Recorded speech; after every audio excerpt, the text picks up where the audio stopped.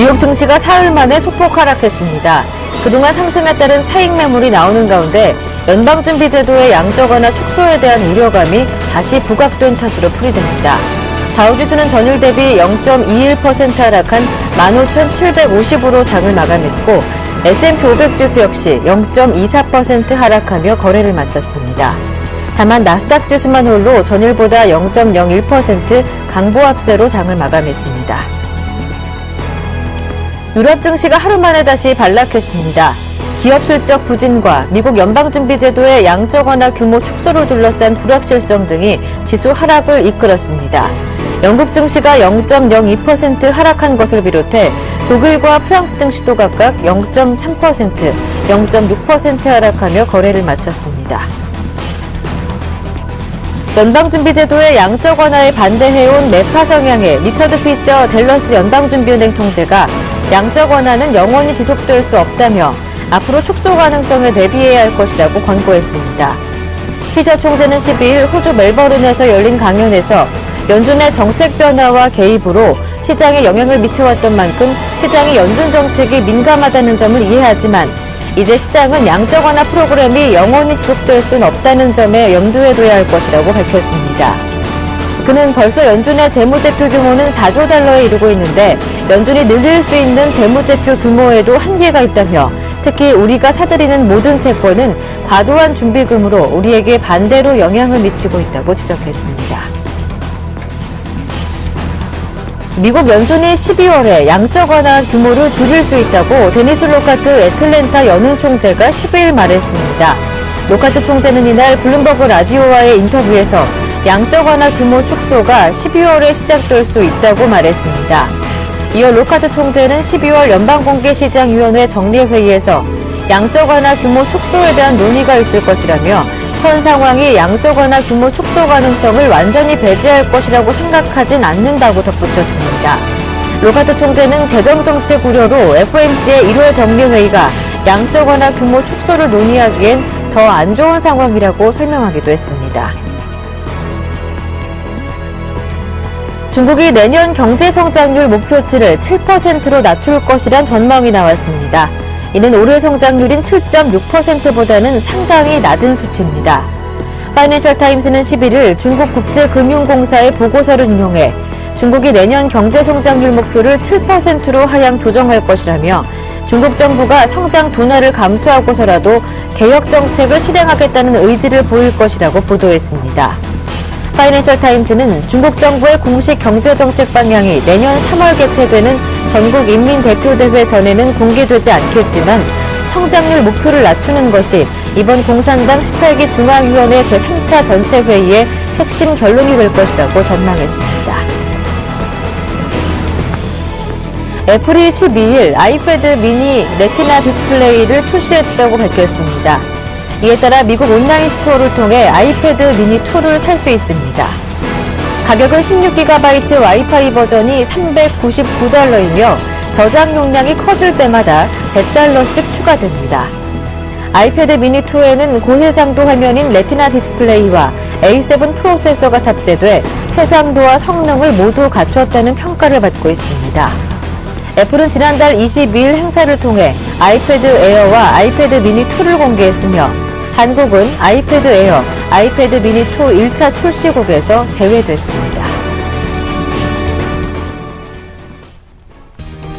안녕하세요. 굿모닝 대박예감 김보람입니다. 간밤에 뉴욕 증시는 사흘 만에, 유럽 증시도 하루 만에 또다시 반락하는 모습이었습니다. 리처드 피셔 댈러스 연은 총재가 이제는 양적 완화 축소에 대비해야 하지 않겠느냐 이런 발언을 했고요.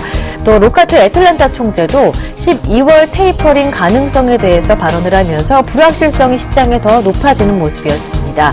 유럽에서는 독일 등 국가들의 물가 상승률이 낮은 수준에 머물면서 수요 증가가 둔화되고 있는 가운데 기업들의 실적마저 부진하게 발표가 되면서 투자 심리를 약화시키는 모습이었습니다. 어제 중국의 삼중전에도 폐막이 됐는데요. 시장 주도의 개혁을 표방하면서 마무리가 됐지만 글로벌 시장에 미치는 영향은 크지 못했던 것으로 풀이가 되고 있습니다.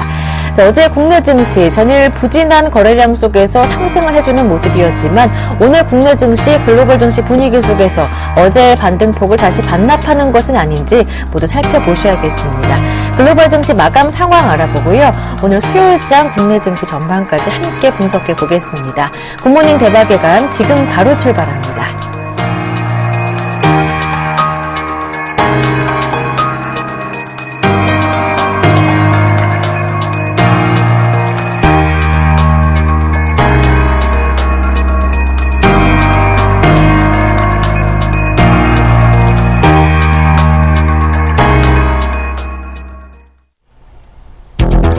중국의 제18기 중앙위원회 3차 전체회의가 폐막했습니다. 폐막 후 발표한 공보에서 작은 정부를 지향하고 시장의 기능을 강화하겠다고 강조했습니다. 네, 글로벌 이슈 진단 순서 바로 이어가겠습니다. 레이크쇼어 인베스터스의 이현민 이사님 모셨습니다. 안녕하세요. 안녕하십니까. 네, 먼저 중국 3중전에 폐막된 내용들 살펴보기 전에 앞서 마감된 뉴욕 증시와 유럽 증시 마감 상황부터 정리를 해보겠습니다.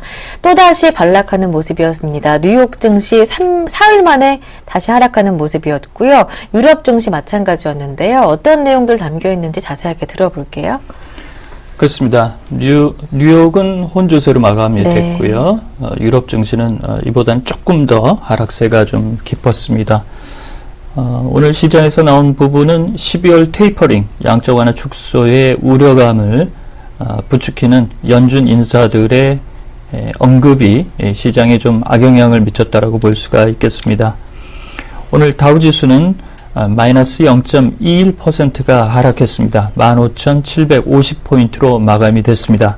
나스닥은 3,919포인트로 지수 변동폭은 크지 않았습니다. 0.00%, 워낙 지수의 포인트 변화가 없었기 때문에 플러스 보합으로 마감이 됐고요.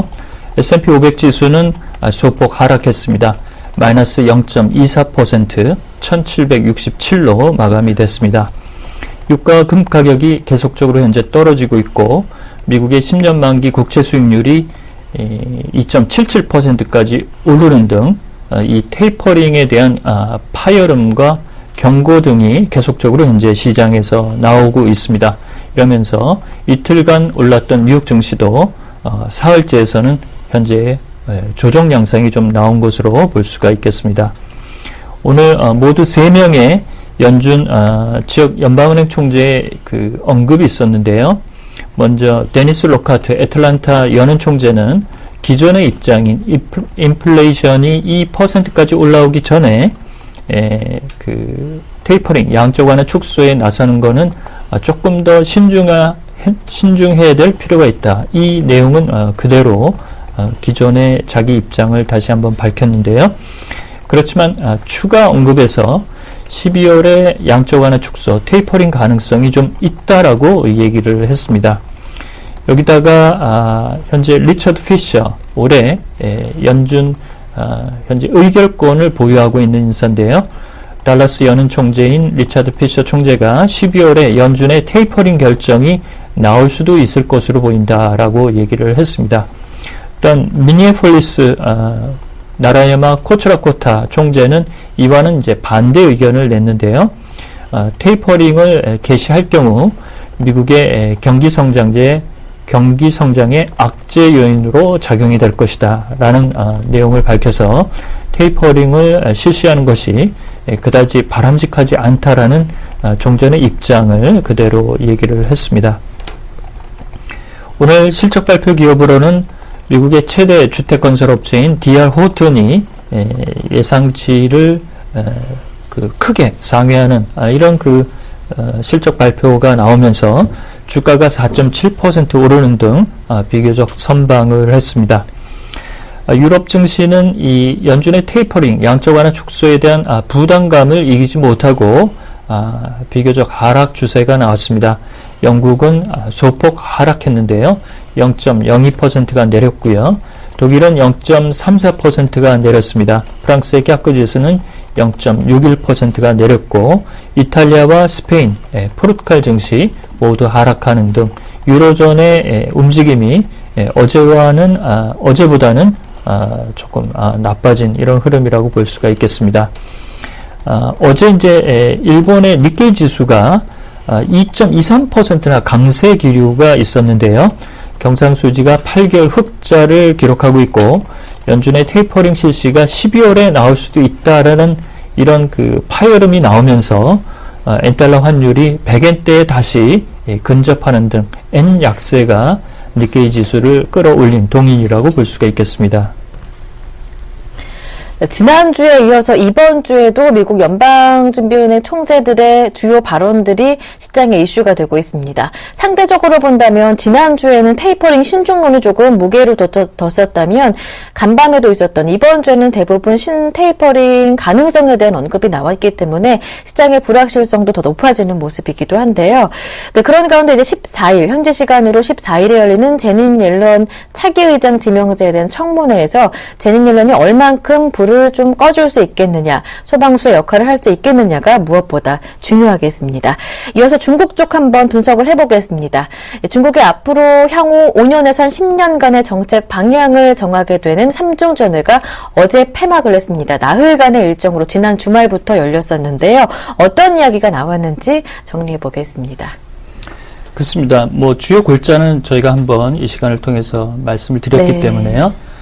세부 보고서나 이런 부분이 폐막 직후에 나오지가 않아서 주요 그 정책의 방향성 이런 부분을 다시 한번 확인하는 이런 분위기라고 볼 수가 있겠습니다. 모두 이제 행정 분야를 포함해서 토지 개혁과 토지의 세제 개편, 그 다음에 재정의 확충 방안, 금융시장의 개혁 방안 이런 부분에 대해서 나흘 동안 지난주 토요일부터 어제까지 회의가 있었습니다. 다만 결론적으로 말씀을 드리자면 워낙 국유기업의 민영화 방침이나 민간기업의 참여 이런 부분에는 반대 의사가 많이 개진이 돼서 현재 시진핑 리커창 지도부가 개혁의 속도를 내는 데는 다소 이번 삼중전회에서는 조금 벽에 부딪힌 이런 모양새라고 볼 수가 있겠습니다. 구체적인 세부 보고서는 태스크포스 팀을 만들어서 세부적으로 이를 하나씩 현재 내놓을 것으로 관측을 하고 있는데요. 당장 내년부터 이런 내용들이 속속 이제 반영이 될 것으로 보입니다. 가장 관심을 모은 것은 이제 토지와 토지 재산세의 도입 이 문제인데요. 현재까지는 이를 도입하는데 큰 그 어려움은 없는 것으로 현재 알려지고 있습니다. 중국의 부호들이 중국의 부동산 투자에서 다른 쪽으로 현재 방향을 많이 틀고 있는데요. 영국의 부동산이나 주요 상업시설을 현재 매입하고 있고 제주도에도 많이 중국의 투자가 현재 들어오고 있습니다. 특히 제주도에는 5억에서 10억 정도 투자를 하게 되면 영주권을 취득하는 이런 허가제를 실시하고 있으면서 투자자들 특히 중국의 돈이 많이 현재 환류되고 있는 그런 상황이라고 볼 수가 있겠습니다. 따라서 국유기업의 개혁 노력, 그 다음에 부패 척결 이런 부분은 현재까지 그림으로는 그대로 간다라고 볼 수가 있겠고요. 정부 주도의 이번 사회개혁 방안은 2020년까지의 큰 그림을 담고 있다라고 볼 수가 있겠습니다. 네. 이번 삼중전의 폐막을 통해서 큰 골격을 우리가 확인해 볼 수가 있었습니다. 그렇다면 세부적인 내용들, 중국 삼중전의 세부안은 언제쯤 확인이 될 수 있을지 그 점도 궁금을 하고요. 어제 중국 증시 일단 상승세를 유지하는 모습이었습니다. 하지만 글로벌 증시 전반적으로 큰 영향은 되지 못하는 모습이었는데 앞으로 글로벌 증시에 미칠 영향, 중국 증시에 미칠 영향 어떻게 보시는지도 함께 여쭤볼게요. 그렇습니다. 정책의 보고서나 이런 부분이 이제 올해가 이제 한 2달 정도 남았죠. 이달을 포함해서 이제 얼마 남지 않았기 때문에 이 삼중전회의 추가적인 세부 그 추진 지침이 나올 것으로 보입니다. 당장 내년부터 세제 개편 이런 부분은 아마도 반영이 될 것으로 보이고 있고요. 그렇지만 이제 지방 정부의 재정 건전성을 어떻게 확보해 나갈 것인가 이것이 이제 가장 큰 관건이라고 볼 수가 있겠습니다. 특히 시장 전문가인 마크 파버는 지방정부의 부채가 매우 심각하기 때문에 실질 성장률은 이보다 상당히 낮을 것이다 라고 혹평을 하고 있는데요. 지방정부의 재정 건전성을 이런 그 불협화음을 통해서도 지도부가 현재의 그 일관된 정책 기조를 가져갈 수 있을지가 상당히 관심이라고 볼 수가 있겠고요. 어제 중국 상하이 증시는 0.82%가 오른 2126포인트로 크게 그 출렁이는 모습은 보이지는 않았습니다. 그렇지만 올해 상하이 증시의 연간 상승률을 보면 마이너스 7%로 다소 좀 부진한 이런 흐름이라고 볼 수가 있겠고요. 시장이 원하는 중국 증시가 원하는 인민은행의 지준율 인하 카드나 대규모 돈을 풀어서 하는 경기부양 카드는 당분간은 좀 기대하기는 좀 어렵다라고 볼 수가 있겠고요. 다만 금융시장의 개혁 방안이 이번 3중전회에서 크게 부각이 되지 못했고 세부안도 상당히 늦춰질 것으로 보여서 예상보다는 다소 반대파의 기류가 상당히 컸다라고 볼 수가 있겠습니다. 네, 이렇게 어제까지 나흘간의 일정으로 폐막하게 된 중국의 3중전회 그 증시에 미치는 영향까지 모두 점검을 해봤습니다. 한편 위험자산 투자 행위를 줄이자는 뜻의 이 미국 연방정부의 금융개혁 조치를 이 전 연준 총재의 이름을 따서 폴 볼커룰이라고 하는데요. 이 투자은행 중에서 이례적으로 골드만삭스가 볼커룰에 따라 헤지펀드를 청산하고 사모펀드 투자를 회수하는 작업을 시작할 것이라고 밝혔습니다. 이어서 이 부분 한번 살펴보겠습니다. 그렇습니다. 볼커룰, 네. 도드 프랭크법의 이제 그 부속 조항인데요. 앞서 앵커께서 말씀을 하셨습니다. 폴 볼커 전 연준 의장이 이 아이디어를 제공을 했기 때문에 애칭으로 이제 볼커 룰이라고 부르고 있습니다. 특히 JP 모건은 최근 파생 상품의 과다 투자로 인해서 홍역을 가져가고 있지만 골드만삭스는 이런 부분에 차근차근 발을 맞춰서 현재 골드만삭스가 보유하고 있는 헤지펀드를 규모를 상당폭 줄이고 사모 투자도 많이 줄이겠다라고 얘기를 했습니다. 어제 로이드 플랭크페인 골드만삭스 CEO가 이를 밝혔는데요.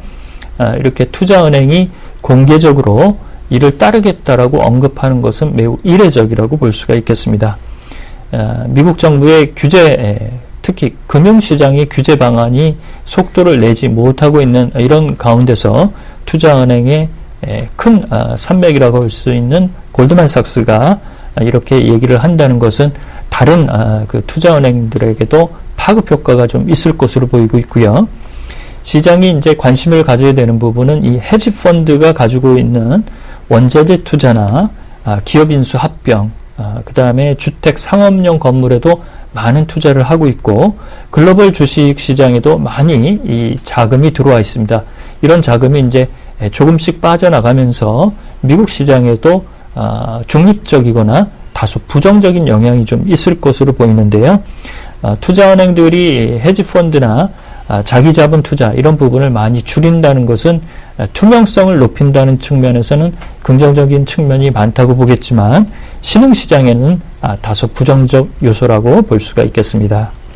네, 다른 투자은행들도 골드만삭스에 따라서 볼커룰을 따르게 된다면 신흥시장에 좀 악영향을 미칠 수 있게 되지 않을까 이렇게 말씀까지 해주셨습니다. 지금까지 글로벌 이슈 진단 순서 레이크쇼어 인베스터스의 이현민 이사님과 함께했습니다. 고맙습니다.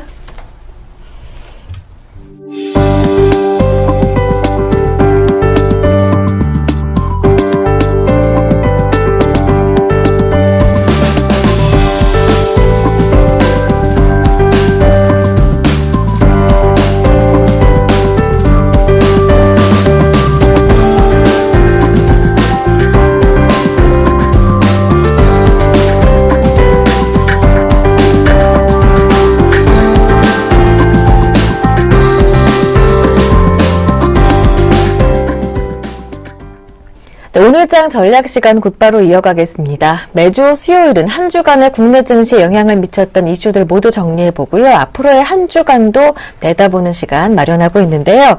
네, 오늘은 유진투자증권 압구정지점의 정승현 과장님 모시고 함께 말씀 나누겠습니다. 안녕하세요. 네, 안녕하세요. 지난 8월부터 10월까지 최장기록을 세우면서 국내 증시를 이끌어왔던 외국인들이 주춤해지자 국내 증시 곧바로 타격이 나오고 있습니다. 지난주부터 국내 증시 하락세가 좀 나오고 있고요. 어제 조금 반등을 했었죠. 하지만 일단 코스피는 2000선을 이탈한 상황이고요. 코스닥도 500이 불안한 상황입니다. 오히려 코스닥에 좀 파격이 더 크지 않을까 이런 생각이 드는데요. 국내 증시 한 주간 이끌었던 이슈들 어떤 것들이 있는지 정리해 보겠습니다. 네.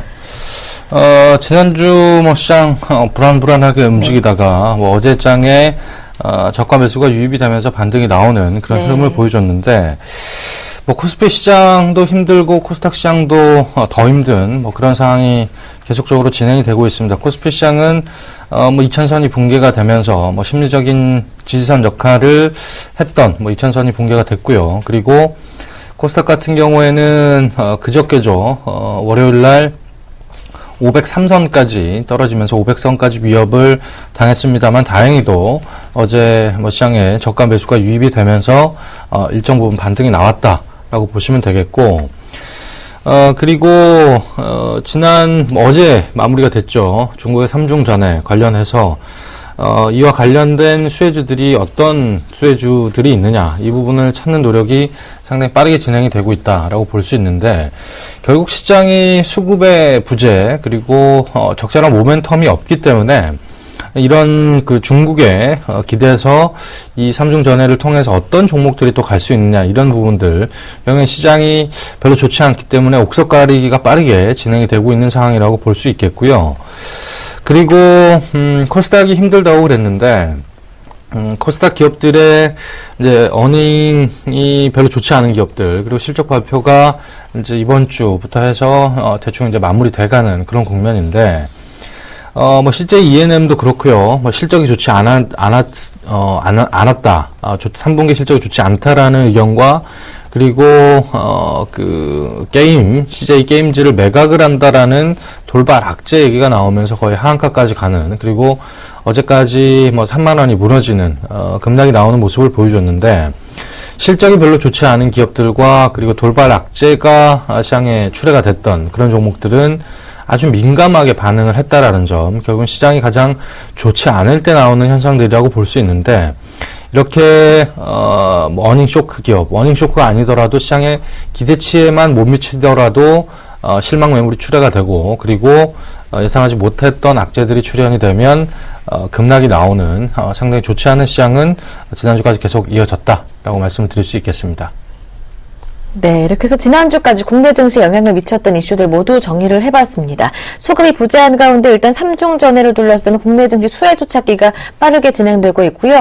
시장의 분위기가 안 좋기 때문에 코스닥 쪽에서는 돌발 악재에 더 민감하게 종목들이 반응하는 모습이다 정리를 해볼 수가 있었는데요. 자, 그렇다면 앞으로의 한 주 동안 국내 증시 어떠한 이슈에 영향을 받겠습니까? 네, 이번 주 같은 경우에 옵션 만기도 있고요. 네. 그리고 연방준비제도 관련해서 이슈들도 있는데 먼저 옵션 관련해서 옵션 만기 관련해서 최근에 외국인의 포지션을 체크를 해보면 선물 매도세가 빠르게 증가를 했습니다. 최근에 만기약 이상 외국인의 매도가 나왔는데 그러면서 베이시스가 악화되고 프로그램 매도, 비차익 매도까지 포함해서 차익 매도, 비차익 매도가 계속 출회가 되면서 이 부분이 시장에 매물 압박을 계속 가하고 있다라고 보여지면서 그런 부분들이 2000선을 위협하는 가장 큰 원인이 됐다라고도 분석이 가능한데 결국 외국인이 옵션 만기를 통해서 매도 물량이 증가가 된다라고 하는 점 결국 이 부분은 미결제 악정이 최근에 사상 최대치까지 올라와 있었던 상황입니다. 결국 미결제 악정이 꾸준히 외국인이 지난 8월부터 40거래를 연속 이상 순매수를 보이면서 미결제 악정, 매수로 미결제 악정이 들어왔기 때문에 미결제 악정이 감소한다는 것은 매수 포지션이 이제 청산되는 그런 모습이라고 볼 수 있는데 그런 과정들이 1년에서 이제 진행이 되는 이런 과정들은 결국 외국인의 순매수는 당분간 좀 힘들어 보이지 않느냐 이렇게 분석이 가능하고요. 그리고 이번 주말에 14일 날 예정이 되어 있는 그 앨런 연방준비제도 의장 지명자죠. 이 청문회 때 어떤 발언들이 나오느냐. 아마 공화당 의원들의 좀 날카로운 질문들, 공세가 시작될 것으로 보이는데, 그와 관련해서 이 시장을 어떻게 보고 있고, 그리고 앞으로 이 연방준비제도 의장 지명자인 앨런이 어떤 식으로 그 경제를 보고 있느냐, 이 시각을 가늠할 수 있는 그런 가늠자 역할을 청문회가 할 수 있다라는 점에서 이번 주말에 예정되어 있는 이 청문회 전 세계 이목들이 주목이 되고 있다라고 보시면 되겠고요. 그리고 마지막으로 결국 그 수급의 문제, 과연 기관의 펀드 판매 물량들이 언제쯤 줄어들면서 기관의 매도세가 감소할런지 또 이 부분을 체크를 안 해볼 수가 없는 그런 시장의 분위기인데, 결국 최근에 사실 기간 2000선이 깨지면서 다시 순매수가 조금씩 들어오고 있는 모습을 보여주고 있습니다. 어제 같은 경우에 연기금이 좀 적극적으로 들어왔죠. 이런 부분들 감안할 때 기간, 그리고 기간의 매도 공세가 일정 부분 줄어들게 되면 어느 정도 시장은 하방 경직성을 만들어갈 수 있지 않겠느냐, 그런 부분들이 가능하기 때문에 일단, 그리고 지금의 그 최근의 기간의 좀 매매 패턴들을 보면 내년 상반기를 좀 기대를 해보고 실적 베이스가 좀 상향 조정되는 그런 업종들에 대한 포트폴리오 조정들이 이루어지고 있습니다. 그렇기 때문에 이런 수요들은 충분히 연말부터 해서 내년 초까지 이런 그 기간에 수요가 존재하기 때문에 이런 관련 종목들에 대한 체크 분명히 필요한 시점이 아닐까라고 보고 있습니다. 네. 네, 국내 증시에서 외국인과 기관에 꼬여있는 수급 어떻게 풀려나가는지 확인하시는 게 중요하겠고요. 현지 시간으로 14일, 그리고 우리나라 시각으로 한 금요일 새벽 정도 확인하실 수가 있겠습니다. 옐런 차기 의장 지명자가 청문회에서 테이퍼링 관련한 불확실성을 어떻게 또 잠재울 수 있을지 발언 주목해 보시는 것도 좋겠습니다. 지금까지 유진투자증권 압구정 지점의 정승경 과장님과 함께했습니다. 고맙습니다. 네, 감사합니다.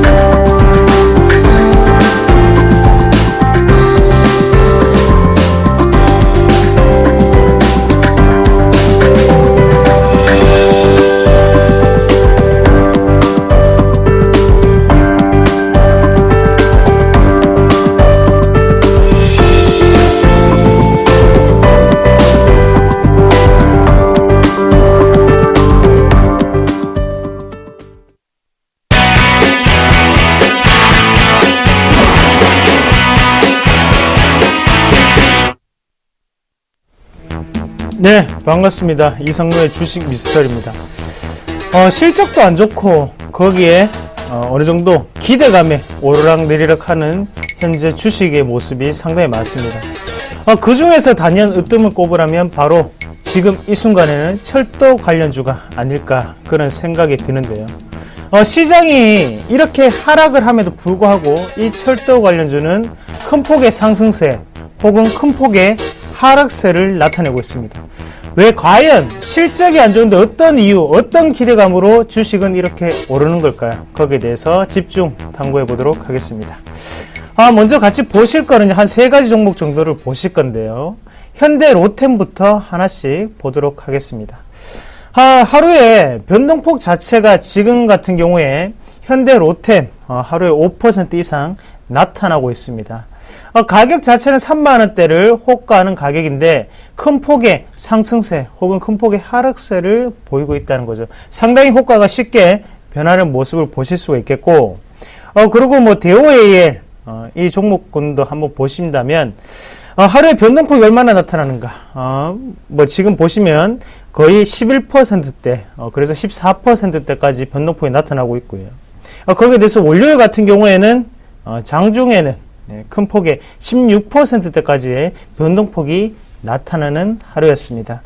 또한 DRTI 이 종목군 같은 경우에도 어제죠, 화요일 같은 경우에는 상승으로 고가는 12% 그리고 저가는 마이너스 6%에 다다랐다는 거죠. 하루에 변동폭만 이용을 하더라도 거의 6년 동안에 예금을 맡긴 수치와 똑같은 18%에서 19%대 큰 폭의 변동세가 나타났던 이런 대하TI까지였습니다. 그러면 이렇게 변동폭이 나타나는 주식들, 과연 이 세 가지 종목군의 실적은 어떻게 될까요?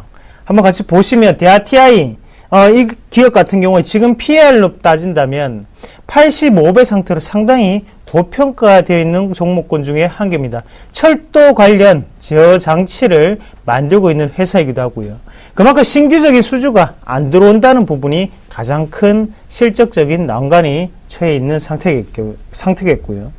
그리고 그 다음 종목으로 대우A를 한번 같이 보시면 이 종목군 같은 경우에는 철도 차량용 스틸 프로파일이라는 부분을 만들고 있습니다. 그래서 철도에 사용할 수 있는 그런 어느 정도 뼈대, 골격 같은 역할을 하는 구간을 만들고 있다. 이렇게 보시면 좋을 것 같고요. 이 기업은 심지어 매출은 감소하고 있고 거기에 영업이익 그리고 당기순이익은 적자를 기록하고 있는 그런 기업이라는 거죠. 그럼 마지막으로 현대로템 이 기업까지 한번 보시면 현대로템 같은 경우에는 며칠 전에 소개를 해드렸죠. 바로 철도 제작사입니다. 거기에 대해서 PR 밴드로 따진다면 그래도 23.4배로 여타의 철도 관련주보다는 상당히 저평가가 되어 있지만 동종업종으로 한번 같이 보시면 23배 상당히 고평가가 되어 있는 국면이기도 하겠고요. 그럼 왜 여기에 실적으로 움직이는 것은 확실하게 아니라는 부분을 우리가 아실 필요가 있겠고요. 그리고 이 세 가지 종목군의 공통점이 딱 한 개가 있겠죠. 바로 신규적인 실적이 들어와야지만 추가적인 상승이 가능하겠구나. 이 세 기업에 가장 필요한 것은 바로 실적이라는 부분입니다. 자, 13일 오늘 푸틴 대통령이 방한을 앞두고 있습니다. 푸틴의 지금 발언이 상당히 중요하게 지금 시장에 휘몰아칠 수 있겠는데 일단은 푸틴 대통령이 처음으로 주장하는 것은 바로 육자회담이 재개가 되어야 된다는 거죠. 그만큼 육자회담이 재개가 되어야지 평화적인 부분 그리고 또한 어느 정도 경제협력 상호 간의 협력관계가 좀 더 강조가 될 수 있다는 부분을 말하고 있고요. 그리고 두 번째는 바로 유라시아 이니셔티브 바로 유라시아에 대해서 이행 계획이라든지 실행 계획을 철저하게 하자는 부분입니다.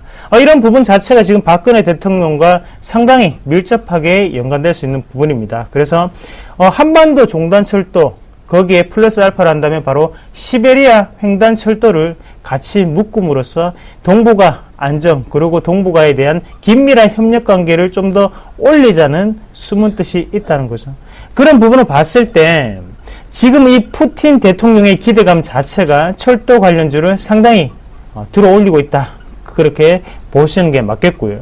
거기에 대해서 그러면 이 종목군들은 오늘 또 어떻게 움직일까? 제가 보는 시각으로 충분히 더욱더 상승할 확률이 높습니다. 이미 실적에 대한 부분은 벌써 다 평가가 되어 있습니다. 그럼 지금부터 우리가 기대할 수 있는 것은 제가 말씀을 드렸다시피 앞으로의 실적적인 기대감이거든요.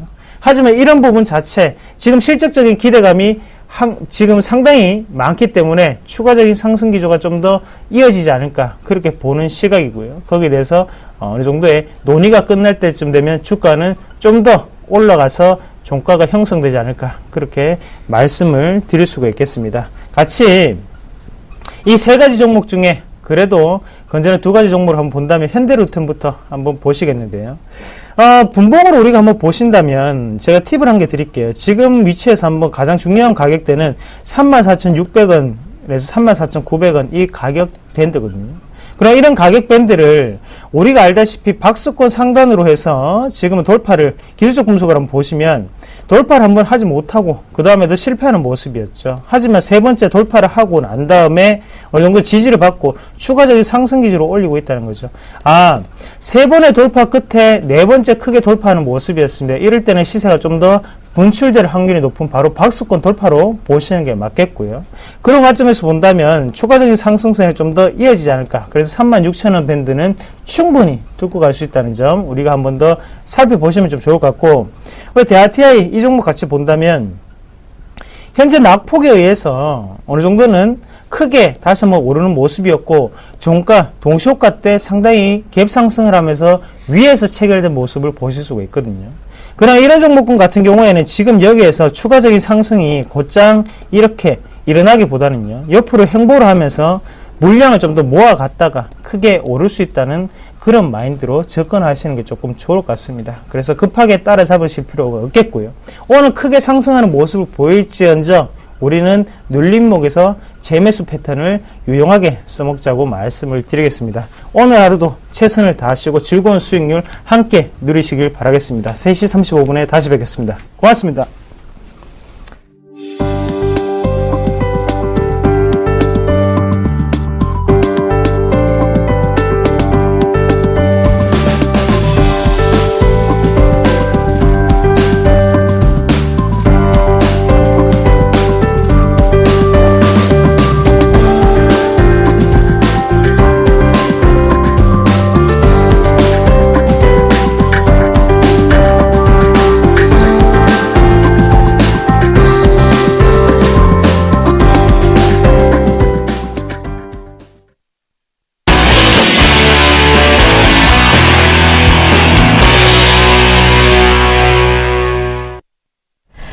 글로벌 인사들의 발언이나 주요 이슈들, 그 숨은 의미는 무엇인지 파헤쳐보는 시간입니다. 김동섭의 일당백 시작하는데요. IM투자증권 김동섭 이사님 모셨습니다. 안녕하세요. 네, 안녕하세요.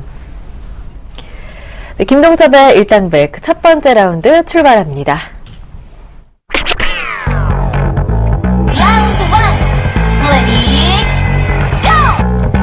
미국 증시가 곧 폭락할 것이라는 불길한 징후가 감지되고 있다고 CNBC가 보도했습니다. 네, CNBC의 보도였습니다. 투자자들이 너무 주식에 대한 열풍이 과열되어 있다는 점, 그리고 앞으로의 전망이 정말 너무 밝다는 점이 불길한 징후다라고 얘기했는데요. 미국 증시 곧 폭락할 것이라고 합니다. 어떻게 보시는지요? 그러니까 과거의 사례를 보면 네. 그 기관이나 연기금이나 주요 어떤 매수 주체자가 시장을 이끌어 주고, 마지막에 가서는 이제 그 개인들의 움직임이 있거든요. 그래서 개인들이 시장에 폭발적으로 접근하면서 개인들의 어떤 시장에 대한 전망치가 굉장히 낙관론으로 바뀌는 그런 상황이 발생합니다. 그래서 과거에 뭐 폭락전의 모습을 보면 보통 개인들이 설문조사 결과 60에서 70% 정도가 낙관론을 피력했다라는 근거를 제기하고 있죠. 이번에 이제 설문조사를 했던 약 40% 정도가 향후 주가는 계속 상승할 거다라는 낙관론을 제기했고, 30%는 약간 비관론 쪽으로 바뀌고 있다라는 거죠. 옛날 과거 통계를 본다면 아직 20%의 낙관론이 더 남아있는 상황이다라고 봐야 되겠죠. 제가 볼 때는 그 낙관론과 상관없이 지금은 예전과 어떤 시장의 자산 상태가 굉장히 다른 상태입니다. 그러니까 뭐 유동성 이런 것들을 보면은 예전에 지금 그 시장에 풀렸던 유동성과 지금의 유동성은 너무 크다라는 거죠. 네. 그 당시에는 금리도 상당히 높았고, 또 그 각 중앙은행에서 양적 완화를 별로 하지 않던 때입니다. 근데 네. 지금은 금리가 제로금리의 양적 완화를 계속 진행해서 유동성을 엄청 투입한 상황이기 때문에 그때와 다른 현상이 나타날 확률이 높다. 무슨 말이냐면 그 낙관론이 진짜 맞을 확률을 열어두고 보시는 게 좋겠다라는 거고요. 실제로 그 주식 열풍이 분다고 하는데요. 미국도 개인들이 현금 굉장히 많이 갖고 있습니다. 일부만 지금 그렇고 일부 나라만 그렇지 전 세계적으로 다 그 모습이 나와야만 되는데, 그 모습이 전 세계적으로 나오지 않는다면 고가라고 하지 않습니다. 전 세계는 같이 빠지고 같이 희열을 느끼는 그게 장이 그죠. 왜 그 말씀 드리냐, 우리나라는 어떻습니까? 우리나라 개인들은 지금 주식시장을 떠나고 있습니다. 이걸 본다 그러면 아직 아니다라는 거죠. 결국 우리나라에서 열풍이 부는지 이게 진짜다라고 판단이 쓰고 있고요. 그 시점은 제가 볼 때 아직 멀었다라고 판단이 쓰고 있고, 시간적으로 본다면 상당한 시간이 아직도 남아있을 확률을 좀 열어두고 보시는 게 좋을 것 같고요. 뭐 한 가지 예를 하나 더 든다면 마천루라고 들어보셨을 겁니다. 이 건물의 최고층이 생긴 다음에 완성되고 난 다음에 폭락이 왔거든요. 중국이 하나가 내년에 완성되는 게 있고 2019년도에 또 하나 완성되는 게 있습니다. 2019년도에 완성되는 것이 이제 중동에서 했는데 가장 높죠. 뭐 1000m 정도 된다고 하는데 이게 아마 완성되는 시점이나 되지 않겠느냐라는 생각을 합니다. 물론 이것은 이제 제가 과거 통계상으로 말씀드렸던 거고요. 그것도 결국 통계상의 하나일 뿐이다. 그러나 일단 중요한 것은 뭐냐면 아직 시작되지 않은 그런 장을 미리 두려워하지 말자라고 네. 말씀드릴 수 있을 것 같습니다. 네, 과거를 살펴보면 기관들이 먼저 이끌고 개인들이 따라붙을 때 폭락 전 모습을 살펴보면 이렇게 개인들의 시장 낙관론이 한 60%에서 한 70% 정도 됐을 때 폭락이 나왔었다. 이런 통계가 있는데요. 지금 상황 설문조사를 보니까 개인들의 낙관론이 한 40% 정도라고 합니다. 통계상으로만 보더라도 한 20%에서 30% 정도 남아있고 하지만 낙관론과 상관없이라도 시장의 성질 자체가 과거 폭락도와는 상당히 다르다. 유동성 자체가 더 많이 풀려있다 말씀해 주셨습니다. 미리 걱정하지 말자라는 말씀이시죠. 첫 번째 라운드 여기에서 마무리하고요. 두 번째 라운드 시작합니다.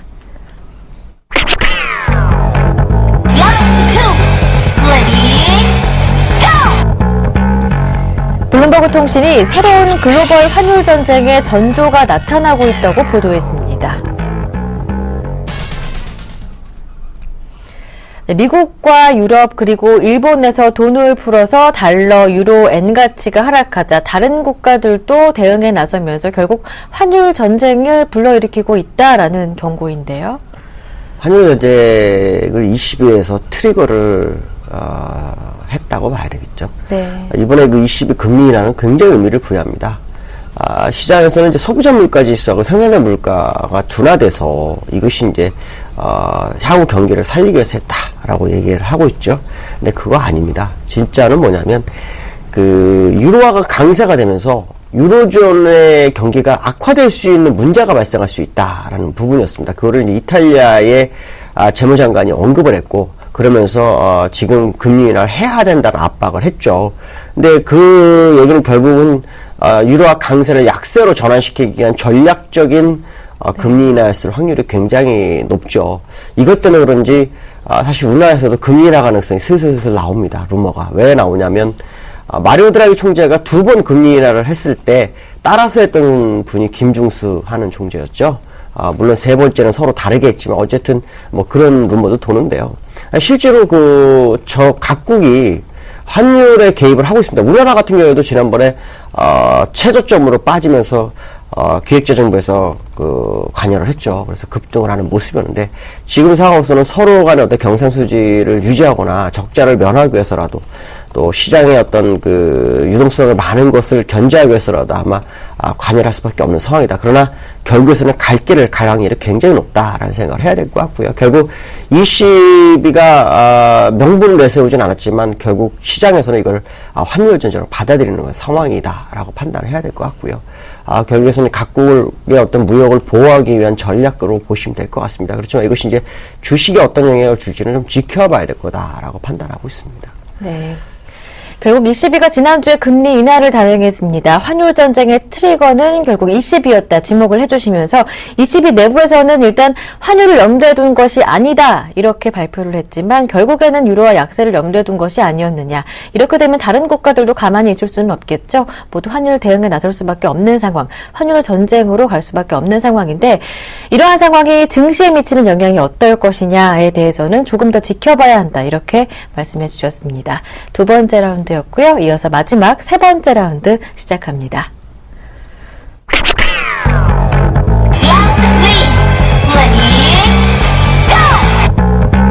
11월 들어 매수세가 둔화된 외국인들을 대신해 연기금이 국내 증시의 새로운 수급 주체가 될 것이라는 분석이 나왔습니다.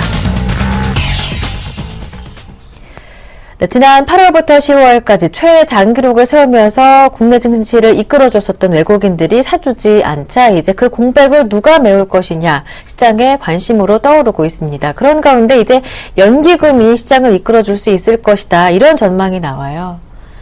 맞을 겁니다. 과거 통계로 보면 연기금이 약 한 10년 동안 모습을 보면은 네. 거의 한 80%는 4, 4분기에 집행을 많이 했어요. 근데 이번에 그 외국인들이 한 4천억 매도하면서 거의 한 80포인트를 빼는데 이 4천억을 그대로 받아간 데가 연기금이었습니다. 연기금에서 그 물량을 받아갔죠. 그러면 4, 4분기가 이제 남은 게 아시겠지만 이달하고 다음 달밖에 없습니다. 얼마나 집행할까요? 제가 볼 때는 약 한 3조 한 8천억 정도 집행 가능합니다. 물론 지금 시장에서는 6조 여력이 있다고 하는데 왜 3조 한 7, 8천억이냐 라고 말씀드린다면 내년도까지 집행해야 될 금액이 24조입니다. 올해 벌써 얼마를 집행했냐면 8조 7천 5백억을 집행을 했죠.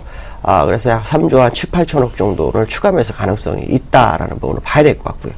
우리가 이제 중요하게 봐야 될 것은 요 근래 기관의 수급의 변화가 나타나고 있습니다. 제가 아마 기관들이 아마도 매수로 전향할 확률이 높다라고 말씀드렸는데 기관들의 모습을 보면은 그 금융투자업자가 매도를 하고 있습니다. 이 금융투자업자는 제가 볼 때는 그 이번 옵션 만기 내일을 겨냥했던 모습이다라고 판단이 쓰고 있고요. 실제로는 그 지금 상황에서는 쌍끌이 매수가 아마 외국인과 기관이 진행될 소지가 굉장히 없습니다. 첫 번째 이유는 외국인들이 지금 이 자리는 지난번에 10조 이상 들어왔던 자리가 시작된 공간입니다. 그렇기 때문에 더 내려가서 얻을 게 없는 상황이고요. 그 다음에 이제 기관들의 연기금이 들어오는 상태에서 이제 투신이 들어오는 모습이 나오는데 투신이 들어오는 것은 굉장히 의미가 부여가 큽니다. 왜냐하면 1800대에서부터 환매를 시작했었는데 갑자기 2000 붕괴되니까 매수를 진행하는 모습이 이거는 굉장히 다른 모습이다라는 거고요. 이제 세 번째는 뭐냐면 어저께부터 쌍끌이가 시작이 됐습니다. 어저께 외국인들은 금액 대비로 매도를 했는데 물량 대비로 매수를 하는 모습이 나오죠. 제가 이제 보여드리고 싶은 것은 뭐냐면 어저께 쌍끌이가 시작이 됐다라는 것을 확인시켜드리고 싶고요. 그 얘기는 이제 금액 대비로도 쌍끌이가 진행될 수 있는 소지가 굉장히 크고요. 지금 보시면 투신하고 연기금 강력하게 들어오는 모습을 봤을 때 금융투자업자들이 이번에 만기가 지나가다 매수를 전향할 가능성이 높다. 그렇다면 본격적인 상승장이 진행될 소지를 좀 열어두고 보시는 게 좋겠고 거기에는 연기금의 역할이 굉장히 클 거다라는 생각을 하면 맞지 않을까 이렇게 판단하고 있습니다. 네. 네, 힘겨운 증시 모습에 고민도 많으셨을 텐데요. 일단 연기금을 중심으로 기관의 매수 전환이 있을 것이고 외국인도 쉽게 매도 전환할 상황도 빠져나갈 상황도 아니다 진단하시면서 이제 외국인과 기관의 쌍끌이 동반 매수가 유입될 수 있을 것이다. 이렇게 전망해 주셨습니다. 네, 지금까지 김동섭의 일당백 IM투자증권의 김동섭 이사님과 함께했습니다. 고맙습니다. 네, 감사합니다. 네, 수요일 하루 앞두고 있습니다. 오늘 수요일장도 하루도 힘차고 행복하게 보내셨으면 좋겠습니다. 저는 내일 다시 올게요. 고맙습니다.